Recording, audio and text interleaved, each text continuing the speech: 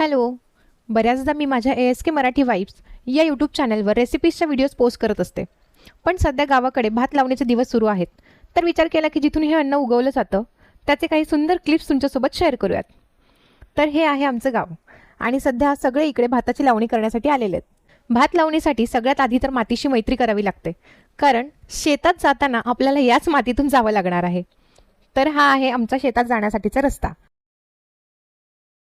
तर आता आपण पोहोचलोय आमच्या शेतात. शेतात तुम्हाला दिसत असेल इथे दाड म्हणजेच भाताची रोपं मस्त उगवली आहेत आणि त्याच्यासोबतच गवत पण छान उगवून आलंय. तर सगळ्यात आधी आपल्याला हे गवत काढून घ्यावं लागणार आहे आणि त्यासाठी लागणार आहे शेतात खूप सारं पाणी. पावसामुळे सगळीकडे पाणीच पाणी झालंय, पण नेमकं आम्हाला शेतात जेवढं पाणी पाहिजे तेवढं पाणी नाहीये. त्यामुळे आता आपण इथे थोडं जुगाड करून नॅचरल पद्धतीने पाण्याची सोय करणार आहे. तर ती सोय काय असणार आहे यासाठी तुम्ही बघा भात लावणीचा पार्ट 2. लिंक खाली दिलेलीच आहे. खाली तुम्हाला एक त्रिकोणचं साईन दिसत असेल, त्यावर क्लिक करा म्हणजे तुम्हाला पार्ट 2 बघता येईल. चला तर मग भेटूयात भात लावणी पार्ट 2 मध्ये.